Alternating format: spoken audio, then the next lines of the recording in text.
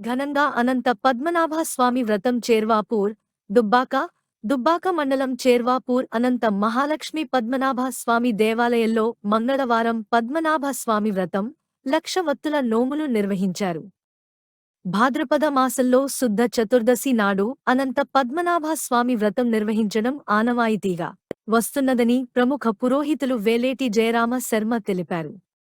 అందులో భాగంగా చేర్వాపూర్లో వెలసిన శ్రీ అనంత మహాలక్ష్మి పద్మనాభ స్వామి ఆలయంలో పద్మనాభ స్వామి వ్రతం, లక్ష వత్తుల నోములు నిర్వహించామన్నారు.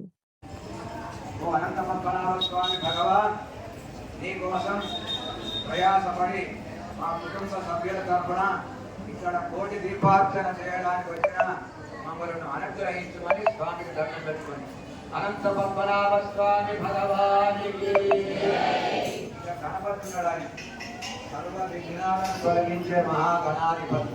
ముందుగా గణపతితో పాటు గౌరీ ఆ యొక్క కోటి దీపాలకు భక్తులకు మనం నమస్కరించి అత్యుత్తమైనటువంటి నమస్కారం చేయాలి. మహాగణాధిపతయే నమః. ఓం గణానాం త్వా గణపతిం భవామహే కవిం కవీనాముపమశ్రవస్తమం జ్యేష్ఠరాజం బ్రహ్మణాం బ్రహ్మణస్పత ఆనశ్రవణోదివిశ్రీరసాదనం. మహాగణాధిపతయే నమః.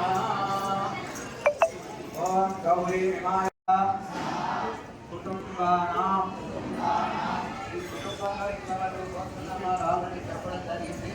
మీరు అనుకోండి మీ గోత్రము అయ్యా, ఎవరి గోత్రం వాళ్ళే, ఎవరి ఇంటి పేరు వాళ్ళే, మీ పేరు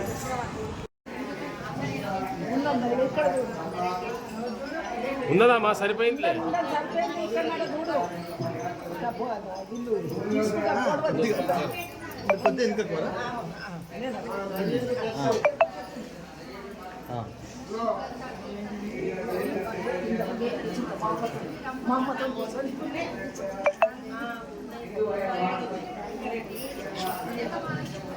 Mari,